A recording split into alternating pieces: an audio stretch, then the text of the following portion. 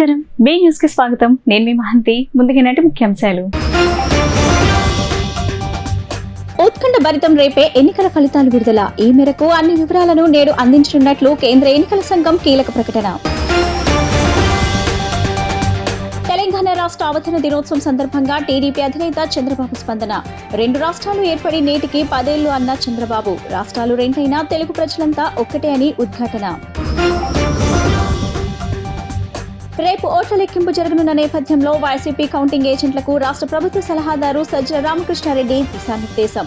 Counting సమయంలో నిబంధనలకు వ్యతిరేకంగా ఏదైనా జరుగుతుంటే వెంటనే ఆరో దృష్టికి తీసుకువెళ్లాలని స్పష్టీకరణ. ఓట్ల లెక్కింపు కేంద్రంలో ఎటువంటి అవాంతరాలకు తావు లేకుండా తగు ముందస్తు జాగ్రత్తలు తీసుకోవాలని రాష్ట్ర ప్రధాన ఎన్నికల అధికారి ముఖేష్ కుమార్ మీనా సూచన. అవాంతరాలు కలిగించేందుకు ప్రయత్నించే వారిని చట్టపరంగా వారిపై కఠిన చర్యలు తీసుకోవాలని అన్ని జిల్లాల ఎన్నికల అధికారులను ఆదేశం. లోక్సభ ఎన్నికలు 2024తో పాటు 2 రాష్ట్రాల అసెంబ్లీ ఎన్నికల కౌంటింగ్ కు సమయం ఆసనమైంది. యావత్ దేశం ఎంతో ఉత్కంఠంగా ఎదురుచూస్తున్న కౌంటింగ్ ప్రక్రియ మంగళవారం జరగనుంది. ఇందుకు సంబంధించిన ఏర్పాట్లు పూర్తయ్యాయి. ఈ నేపథ్యంలో కేంద్ర ఎన్నికల సంఘం కీలక ప్రకటన చేసింది. కౌంటింగ్ కు ముందు రోజైన సోమవారం నాడు మీడియా సమావేశం నిర్వహించనున్నట్టు ఈసీ ప్రకటించింది. జూన్ 3న మీడియా సమావేశం నిర్వహించనున్నట్టు ఈసీ భారత ఎన్నికల సంఘంకు తెలిపింది. ఈ మేరకు మీడియా సంస్థలకు ఆహ్వానం పంపింది. పోలింగ్ ప్రక్రియ ముగిసిన అనంతరం ఎన్నికల సంఘం ఈ విధంగా మీడియా సమావేశం నిర్వహించడం ఇదే తొలిసారి కావడం విశేషం. గతంలో ప్రతి దశ పోలింగ్ ముగిసిన తర్వాత డిప్యూటీ ఎన్నికల కమిషనర్లు ప్రెస్ మీట్ నిర్వహించేవారు. కానీ ఈసారి సాంప్రదాయానికి భిన్నంగా పోలింగ్ ప్రక్రియ మొత్తం ముగిసిన తర్వాత కౌంటింగ్ కు ముందు రోజు ఈసీ మీడియా ముందుకు వస్తుంది. దీంతో ఎన్నికల సంఘం వెల్లడించబోయే అంశాలపై ఆసక్తి నెలకొంది. ఆంధ్రప్రదేశ్, ఒడిశా అసెంబ్లీ ఎన్నికలతో పాటు 543 లోక్సభ స్థానాలకు రేపు ఓట్ల లెక్కింపు జరగనుంది. ఉదయం 8 గంటలకు ఈ ప్రక్రియ ఆరంభమనుంది. ఇందుకు సంబంధించి ఈసీ ఇప్పటికే కీలకమైన సూచనలు చేసింది. పోస్టల్ బ్యాలెట్ ఓట్ల లెక్కింపు కోసం కూడా ఎన్నికల సంఘం కీలక మార్గదర్శకాలు జారీ చేసింది. ఈవీఎం, వీవీప్యాట్లు, పోస్టల్ బ్యాలెట్లకు సంబంధించి అనుసరించాల్సిన ప్రక్రియపై సూచనలు చేసింది. రాష్ట్ర పునర్వ్యవస్థీకరణ చట్టం ప్రకారం 2014 జూన్ 2న ఉమ్మడి ఆంధ్రప్రదేశ్ రాష్ట్రం కాస్త తెలంగాణ, ఆంధ్రప్రదేశ్ రాష్ట్రాలుగా విడిపోయింది. జూన్ 2వ తేదీ తెలంగాణ రాష్ట్ర ఆవిర్భావ దినోత్సవం సందర్భంగా టీడీపీ అధినేత చంద్రబాబు స్పందించారు. 2 రాష్ట్రాలు ఏర్పడి నేటికి 10 ఏళ్లు అయినాయి. రాష్ట్రాలు రెండైనా తెలుగు ప్రజలంతా ఒక్కటే అని ఉద్ఘాటించారు. 10 కోట్ల తెలుగు జాతి మేటిగా వెలగాలన్నదే తన ఆకాంక్ష అని, నాటి ఆర్థిక సంస్కరణల తరువాత సంపద సృష్టికి బీజం పడిందన్నారు. ప్రభుత్వ విధానాల ద్వారా సంక్షేమం, అభివృద్ధితో ప్రజల జీవితాల్లో మార్పులు వచ్చాయన్నారు. నాలెడ్జ్ ఎకానమీతో అవకాశాలను అందిపుచ్చుకొని భారతీయులు, ముఖ్యంగా తెలుగు ప్రజలు అద్భుత ఫలితాలు సాధిస్తున్నారని చెప్పారు. పేదరికం లేని సమాజం దిశగా 2 రాష్ట్రాల ప్రయాణం సాగాలి. రానున్న రోజుల్లో ఆర్థిక అసమానతను నిర్మూలించి సమగ్ర సాధికారత సాధించాలి. 2 రాష్ట్రాలు ఏర్పడి 10 ఏళ్లవుతున్న ఈ సందర్భంగా తెలుగు ప్రజల విజయాలు, కీర్తి ప్రపంచవ్యాప్తం కావాలి అని చంద్రబాబు ఆకాంక్షించారు. భారతదేశం స్వాతంత్ర్యం సాధించి 100 ఏళ్లు పూర్తయి 2047 నాటికి ప్రపంచంలో భారతీయులంతా అగ్రస్థానంలో ఉండాలని, అందులో తెలుగు జాతి నెంబర్ 1 అవ్వాలని ఆకాంక్షిస్తున్నారని తెలిపారు. జూన్ 4న ఓట్ల లెక్కింపు జరగనున్న నేపథ్యంలో వైసీపీ కౌంటింగ్ ఏజెంట్లకు రాష్ట్ర ప్రభుత్వ సలహాదారు సజ్జల రామకృష్ణారెడ్డి దిశానిర్దేశం చేశారు. కౌంటింగ్ సమయంలో నిబంధనలకు వ్యతిరేకంగా ఏదైనా జరుగుతుంటే వెంటనే దాన్ని ఎత్తి చూపాలని, ఆరో దృష్టికి తీసుకువెళ్లాలని సజ్జల స్పష్టం చేశారు. ఏదైనా జరుగుతున్నప్పుడు మౌనంగా ఉండి ఆ తర్వాత ఎన్ని చేసినా ఉపయోగం ఉండదని, కౌంటింగ్ హాల్లో తప్పు జరిగితే అక్కడికక్కడే అధికారులకు ఫిర్యాదు చేయాలని సజ్జల అన్నారు. అవసరమైతే ఎన్నికల సంఘం దృష్టికి కూడా తీసుకెళ్లాలని సూచించారు. కౌంటింగ్ ప్రక్రియలో అభ్యర్థుల, కౌంటింగ్ ఏజెంట్లందరికీ సమాన ప్రాధాన్యత ఉంటుందని, ఎవరి బాధ్యత వాళ్ళు సక్రమంగా నిర్వర్తిస్తే నిఖార్సైన ఫలితాలు బయటకు వస్తాయని, ఇది ప్రజాస్వామ్య స్ఫూర్తి అని తెలిపారు. ప్రజలు వేసిన ఓటుకు న్యాయం జరగాలంటే కౌంటింగ్ ఏజెంట్లు చిత్తశుద్ధితో పనిచేయాల్సిన అవసరం ఉందని సజ్జల పిలుపునిచ్చారు. మన రాష్ట్రంలో వ్యవస్థల్లో కూడా చొరబడి మేనేజ్ చేయగల ప్రత్యర్థులు ఉన్నందున వైసీపీ కౌంటింగ్ ఏజెంట్లు మరింత అప్రమత్తంగా ఉండాలని సజ్జల స్పష్టం చేశారు. మన రాష్ట్రంలో పోటీ తీవ్రంగా ఉందని, ప్రస్తుతం ఉన్న పరిస్థితుల నేపథ్యంలో ఎలాంటి కుట్రలకైనా పాల్పడే ప్రత్యర్థులు ఉన్నారని వివరించారు. పరిస్థితులను తమకు అనుకూలంగా మార్చుకోవడానికి వ్యవస్థలను మేనేజ్ చేసే అలవాటు ఉన్న వారిని ఎదుర్కొంటామని వ్యాఖ్యానించారు. సరైన సమయంలో మనం ఆ తర్వాత ఎన్నన్నా లాభం లేదు. ఆ సమయంలోనే దాన్ని పాయింట్ రైజ్ చేసి ఆర్ఓ దృష్టికి కానీ తర్వాత కమిషన్ దృష్టికి అవసరమైతే పైకి ఎస్కలేట్ చేసి తీసుకెళ్ళడం అనేది ఎంత అవసరం. దానికంటే ముఖ్యంగా ఈ కౌంటింగ్ ప్రక్రియలో కౌంటింగ్ ఏజెంట్లు అనే వాళ్లకు equal importance, almost equal importance ఉంది. ఎవరి బాధ్యత వాళ్ళు సక్రమంగా నిర్వర్తిస్తే ఫలితాలు అనేవి కరెక్ట్గా బయటకు వస్తాయి. ఇది దాని స్పిరిట్. ఏదైతే ప్రజాస్వామ్యంలో మనం ఎక్స్పెక్ట్ చేసే ఇది రిజల్ట్ అనేది జెన్యూన్ ప్రజల ఆకాంక్షలను ప్రతిబింబిస్తాయి. ప్రజలు ఏమి ఓటు ఇస్తారో, ఎవరికి బ్లెస్సింగ్స్ ఇచ్చారో అవే బయటకు వచ్చే అవకాశం ఉంటుంది.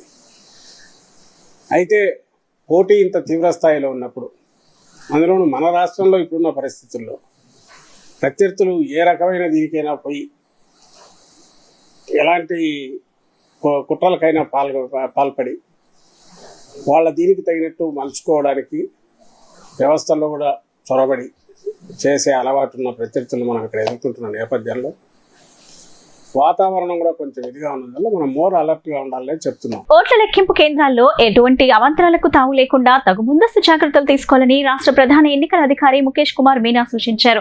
అవాంతరాలు కలిగించేందుకు ప్రయత్నించే వారిని నిర్లక్ష్యంగా బయటకు పంపించడమే కాకుండా చట్టపరంగా వారిపై కఠిన చర్యలు తీసుకోవాలని అన్ని జిల్లాల ఎన్నికల అధికారులను ఆదేశించారు. రాష్ట్ర సచివాలయం నుండి అన్ని జిల్లాల ఎన్నికల అధికారులతో ఆయన వీడియో కాన్ఫరెన్స్ నిర్వహించి ఈ నెల 4వ తేదీన నిర్వహించనున్న ఓట్ల లెక్కింపు కార్యక్రమ ఏర్పాట్లను జిల్లాల వారీగా సమీక్షించారు. ఈ సందర్భంగా ఆయన మాట్లాడుతూ ఎన్నికల్లో తీవ్రమైన పోటీ నెలకొన్న దృష్ట్యా ఓట్ల లెక్కింపు జరిగే 4వ తేదీతో పాటు దానికి ముందు తదుపరి రోజుల్లో భావోద్వేగాలు అదుపు తప్పే అవకాశం ఉందన్నారు. ఇటువంటి భావోద్వేగాలతో ఉద్రిక్త పరిస్థితులు ఉత్పన్నం కాకుండా వాటి ప్రభావం ఓట్ల లెక్కింపు కార్యక్రమాలపై పడకుండా తగు ముందస్తు జాగ్రత్తలు తీసుకోవాలని, శాంతి భద్రతల పరిరక్షణ విషయంలో ఏమాత్రం రాజీ పడకుండా కఠినంగా వ్యవహరించాలని సూచించారు. ఈవీఎంల కౌంటింగ్ పూర్తయిన వెంటనే అదే రోజు ప్రతి ఈవీఎంకు సీల్ వేసి భద్రపరచాలని, మరుసటి రోజు చేద్దాంలే అనుకుంటూ ఆ పనిని వాయిదాను వేసుకోవద్దన్నారు.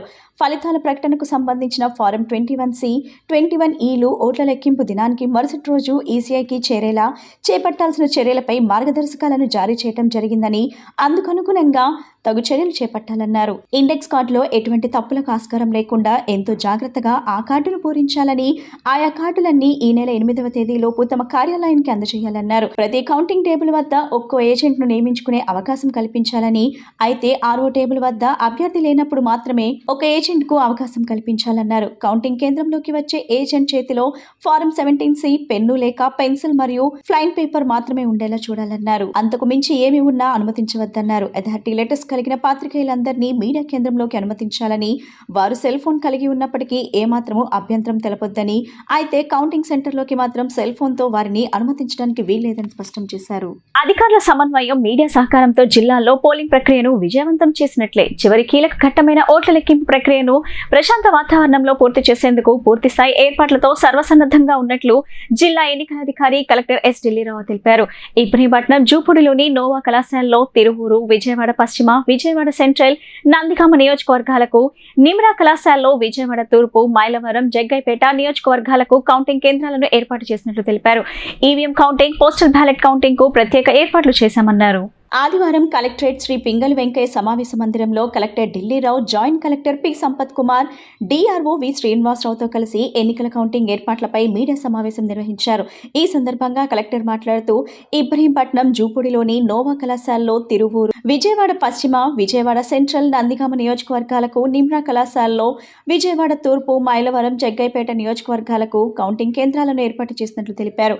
EVM counting, postal ballot counting కు ప్రత్యేకంగా ఏర్పాట్లు చేశామన్నారు.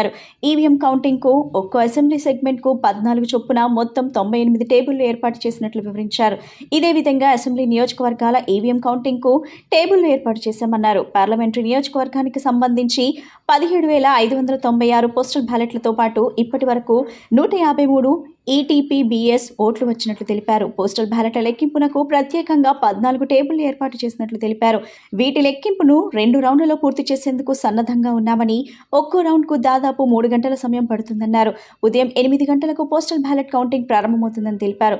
కౌంటింగ్ సూపర్వైజర్లు, కౌంటింగ్ అసిస్టెంట్లు, మైక్రో అబ్జర్వర్లు ఖచ్చితమైన ప్రణాళికతో స్క్రూటీని నిర్వహించి ఓట్లను లెక్కించేందుకు ఏర్పాటు చేసినట్లు వెల్లడించారు. ఖచ్చితమైన ప్రణాళికతో మొత్తం ఓట్ల లెక్కింపు ప్రక్రియను ఫారం 21C డిక్లరేషన్ వంటి వాటితో సహా సాయంత్రం 5 లేదా 6 గంటలకు పూర్తి చేసేందుకు ఏర్పాట్లు చేయనున్నట్లు తెలిపారు. 15 సెకండ్స్ దాని తగ్గట్టుగా చేసుకుంటేనే 3.5 అవర్స్ పడుతుంది.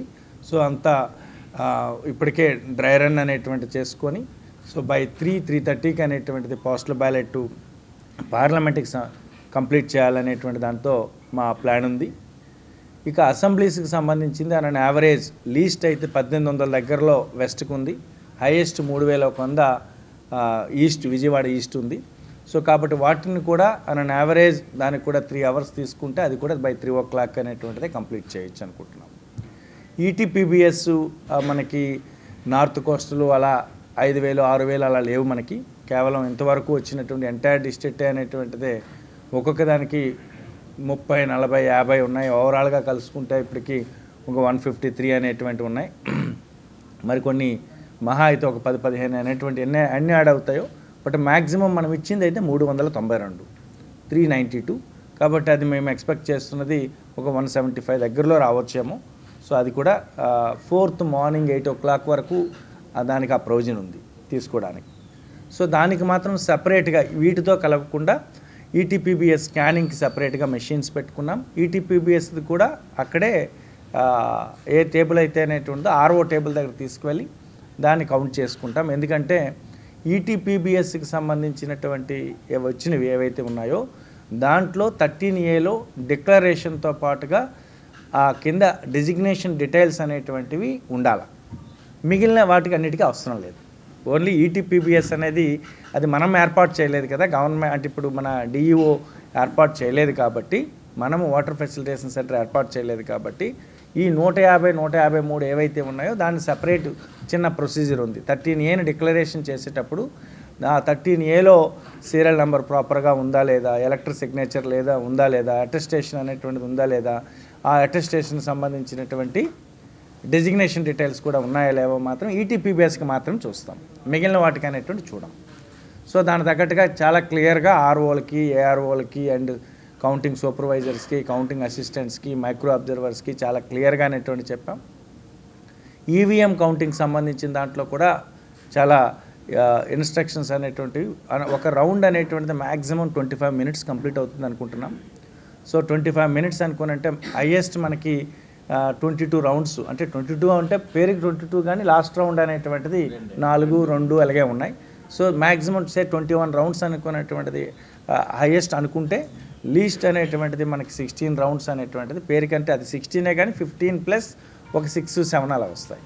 సో కాబట్టి అవి కూడా మనకి ఎలా అనుకుంటున్నామంటే 25 minutes per round కాబట్టి ఆన్ యావరేజ్ మనకి 130 to 330 మధ్యలో అనేటువంటిది ఆ ప్రాసెస్ కూడా కంప్లీట్ అయిపోతుంది అన్నట్టుగా మేము అనుకుంటున్నాం. మేబీ కొన్ని 230కి అయిపోవచ్చు, కొన్ని 330కి అవ్వచ్చు. మ్యాక్సిమం 330 లోపు ఇది కూడా కంప్లీట్ చేయాలనుకుంటున్నాం. సో ఈ రెండు అయిపోయాక దెన్ మనం రిజల్ట్ షీట్ అని చెప్పి Form 20 ఉంటుంది.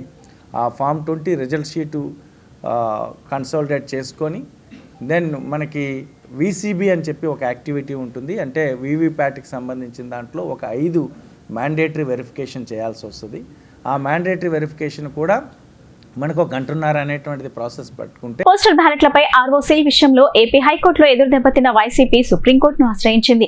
ఏపీ హైకోర్టు తీర్పును సవాల్ చేస్తూ వైసీపీ సుప్రీంకోర్టులో పిటిషన్ దాఖలు చేసింది.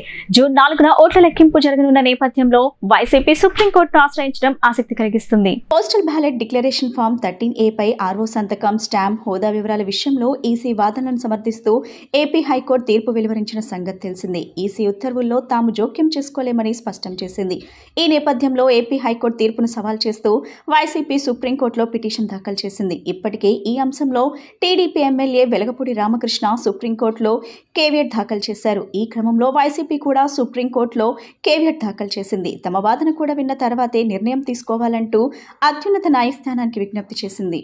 ఏపీ హైకోర్టు ఉత్తర్వులను కొట్టివేయాలని కోరింది. పోస్టల్ బ్యాలెట్ డిక్లరేషన్ ఫారంపై ఆర్ఓ స్పెసిమన్ సిగ్నేచర్ ఉంటే చాలని, హోదా వివరాలతో కూడిన స్టాంపు లేకపోయినా పర్వాలేదని ఇటీవల ఈసీ మార్గదర్శకాలు జారీ చేసింది. అయితే సంతకంతో పాటు హోదా వివరాలను కనీసం చేతిరాతతో అయినా రాసి ఉండాలని గతంలో ఈసీనే చెప్పిందని వైసీపీ నేత లేళ్ల అప్పిరెడ్డి హైకోర్టులో పిటిషన్ వేశారు.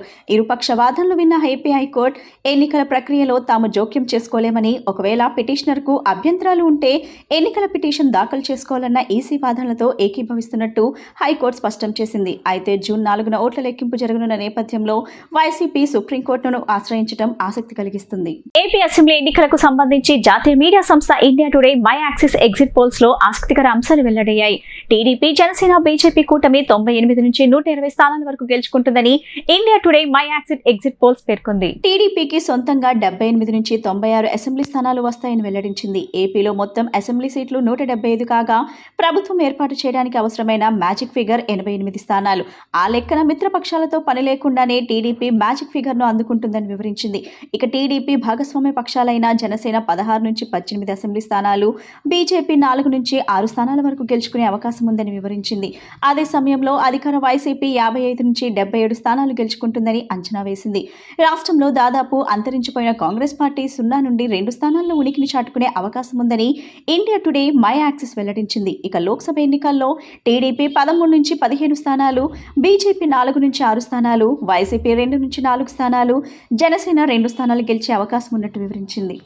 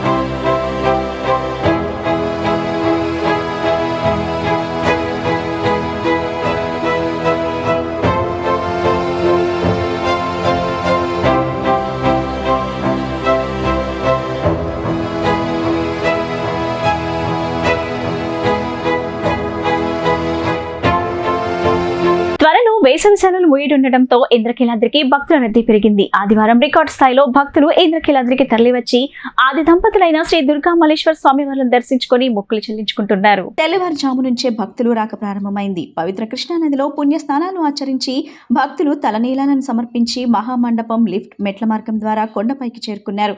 సర్వదర్శనం క్యూ లైన్ తో పాటు 100 రూపాయలు, 300 రూపాయలు, 500 రూపాయల టికెట్ క్యూ లైన్ లో భక్తులు అమ్మవారిని దర్శించుకున్నారు. భక్తుల రద్దీ మధ్యాహ్నం 2 గంటల వరకు ఏకరీతిన కొనసాగింది. సాయంత్రం వాతావరణం చల్లబడటంతో 6 గంటల నుంచి రద్దీ తిరిగి ప్రారంభమై రాత్రి 9 గంటల వరకు కొనసాగింది. నగరంలోని రైల్వే స్టేషన్, బస్టాండ్ నుంచే కాకుండా కొండ దిగువ నుంచి దేవస్థానం ఉచిత బస్సు సర్వీసులను నడిపింది. దీంతో భక్తులు తమ వాహనాలను కొండ దిగువన నిలుపుకొని దేవస్థాన బస్సుల్లో కొండపైకి చేరుకున్నారు. దీంతో ఘాట్ రోడ్ లో ట్రాఫిక్ సమస్య కొంతమేర తగ్గింది.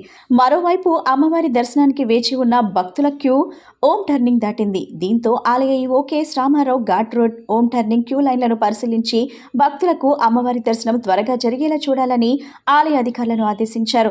మరోవైపున ఓం టర్నింగ్ పరిసరాల్లో భక్తులకు దేవస్థానం కల్పిస్తున్న సదుపాయాలపై ఆరా తీశారు. ఓం టర్నింగ్ వద్ద పొంగలి షెడ్డును పరిశీలించి భక్తులతో మాట్లాడారు. ఆదివారం ఉదయం నుంచి భక్తుల రద్దీ అధికంగా ఉండటంతో మహామండపం 5వ అంతస్తు వరకే లిఫ్ట్లను అనుమతించారు.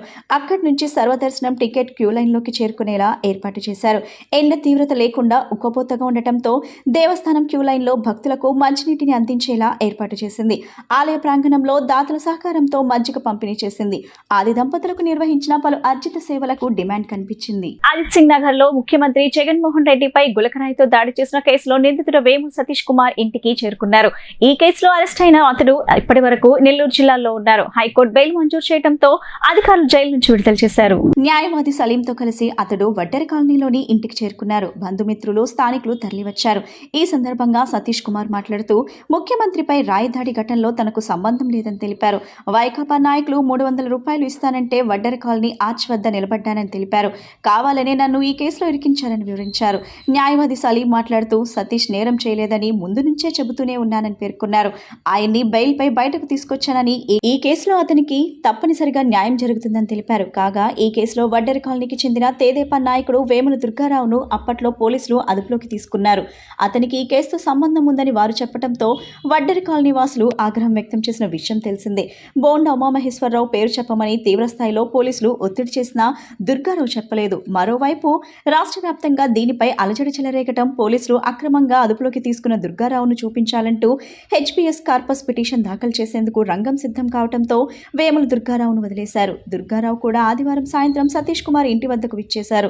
ఈ కేసులో సతీష్ కుమార్ పేరు వినిపించగా దాన్ని అడిగేందుకు వస్తే తనను కూడా అక్రమంగా కేసులు ఇరికించేందుకు ప్రయత్నించారని దుర్గారావు పేర్కొన్నారు. పట్టుకొచ్చారు. మరి దుర్గారావుకి కూడా ఇక్కడ నుంచి డిస్ప్లేస్ చేశారు వాళ్ళు. అదే 2-3 డేస్ తర్వాత ఆయన కూడా వదిలేశారు. సో ఈ కేసులో జగన్మోహన్ రెడ్డి అటాక్ కేసులో సతీష్ కుమార్ జైలుకి వెళ్ళిన తర్వాత నేను బెయిల్ వేశాను. బెయిల్ వాదన ప్రతివాదన అయింది. ప్రతివాదనలో ఏమంటే గుల్కరాయి ఉంది కదా, అది వెపన్స్ కేటగిరీలా రాదు, వెపన్ లిస్ట్లా రాదు. అది అందుకే అది హత్యాయత్నం కింద మెన్షన్ చేయరాదని కోర్టుకి గట్టిగా వాదించాను. మరి కోర్టులో కూడా పోలీస్ తీసుకొచ్చిన రిపోర్ట్స్ కూడా అతను ఓన్ స్టేట్మెంట్ ఉంది. ఆ ఓన్ స్టేట్మెంట్ బేస్ చేసి అతన్ని అరెస్ట్ చేశారు.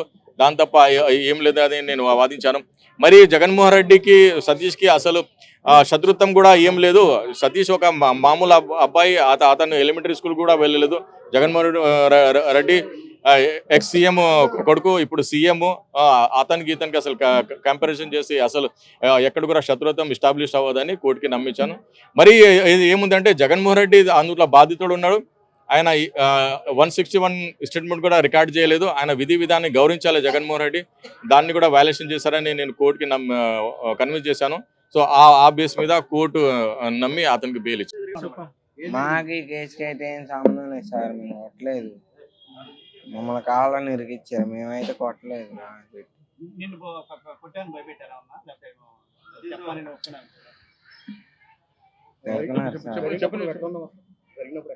అసలు మేమైతే అక్కడ లేము కూడా లేము సార్. మేము కొట్టలేదు. మాకు ఈ కేసుకి ఏం సంబంధం లేదు. మమ్మల్ని కావాలని ఇబ్బంది పెట్టలే కానీ భయపెట్టి ఇచ్చారు సార్.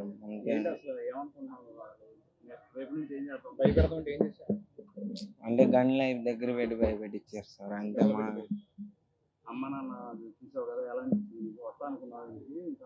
రాలేను అనుకున్నా సార్.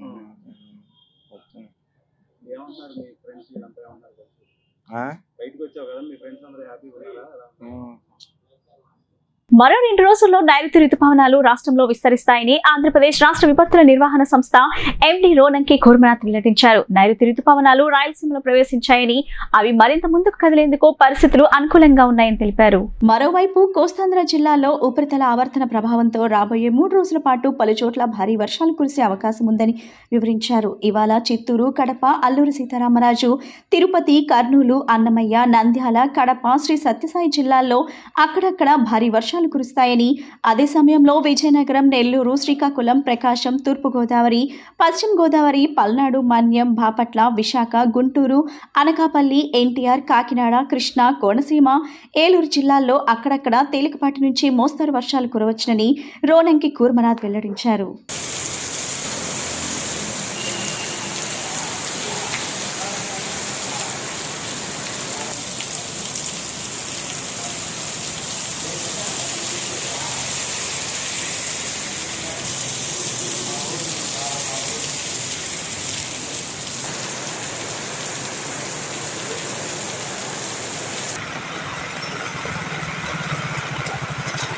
వార్తలు ముగించే ముందు ముఖ్యాంశాలు మరోసారి. ఉత్కంఠ భరితం రేపే ఎన్నికల ఫలితాలు విడుదల. ఈ మేరకు అన్ని వివరాలను నేడు అందించనున్నట్లు కేంద్ర ఎన్నికల సంఘం కీలక ప్రకటన. తెలంగాణ రాష్ట్ర అవతరణ దినోత్సవం సందర్భంగా టీడీపీ అధినేత చంద్రబాబు స్పందన. 2 రాష్ట్రాలు ఏర్పడి నేటికి 10 ఏళ్లు అన్న చంద్రబాబు. రాష్ట్రాలు రెండైనా తెలుగు ప్రజలంతా ఒక్కటే అని ఉద్ఘాటన. రేపు ఓట్ల లెక్కింపు జరగనున్న నేపథ్యంలో వైసీపీ కౌంటింగ్ ఏజెంట్లకు రాష్ట్ర ప్రభుత్వ సలహాదారు సజ్జల రామకృష్ణారెడ్డి దిశానిర్దేశం. కౌంటింగ్ సమయంలో నిబంధనలకు వ్యతిరేకంగా ఏదైనా జరుగుతుంటే వెంటనే ఆరో దృష్టికి తీసుకువెళ్లాలని స్పష్టీకరణ. ఓట్ల లెక్కింపు కేంద్రంలో ఎటువంటి అవాంతరాలకు తావు లేకుండా తగు ముందస్తు జాగ్రత్తలు తీసుకోవాలని రాష్ట్ర ప్రధాన ఎన్నికల అధికారి ముఖేష్ కుమార్ మీనా సూచన. అవాంతరాలు కలిగించేందుకు ప్రయత్నించే వారిని చట్టపరంగా వారిపై కఠిన చర్యలు తీసుకోవాలని అన్ని జిల్లాల ఎన్నికల అధికారులను ఆదేశం. ఈ బులెటిన్ ఇంతటితో సమాప్తం. తిరిగి మరో బులెటిన్ కలుద్దాం. నమస్కారం.